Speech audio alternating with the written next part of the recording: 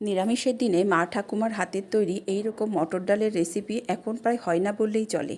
তো আজকে আমি বানিয়ে ফেললাম মটর ডালের কাই।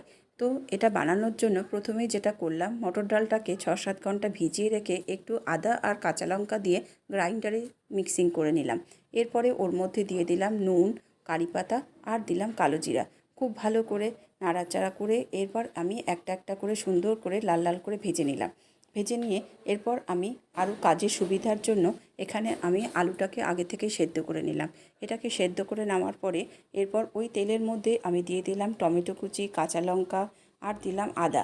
দিয়ে ভালো করে এই টমেটোর কাঁচা কাঁচা গন্ধটা চলে গেল, তখন আমি ওর মধ্যে দিয়ে দিলাম নুন, হলুদ, লঙ্কার গুঁড়ো, জিরে গুঁড়ো দিয়ে ভালো করে নাড়াচাড়া করে আর একটু চিনি দিয়ে আগে থেকে একটা টক দইয়ের ঘোল বানিয়ে রেখেছিলাম, সেটাকেও দিয়ে দিলাম। দিয়ে ভালো করে নাড়াচাড়া করে যখন শুকনো শুকনো হয়ে গেল, তখন আগে থেকে সেদ্ধ করে রাখা আলুটাকে এর মধ্যে দিয়ে দিলাম।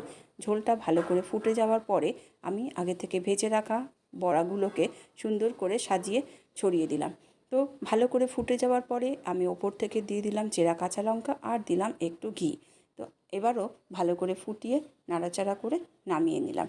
তো বন্ধুরা, ভিডিওটা কেমন লাগলো অবশ্যই কমেন্টের মাধ্যমে জানিও। ভালো থেকো, সুস্থ থেকো, টাটা। আবারও দেখা হবে নেক্সট কোনো ভিডিও।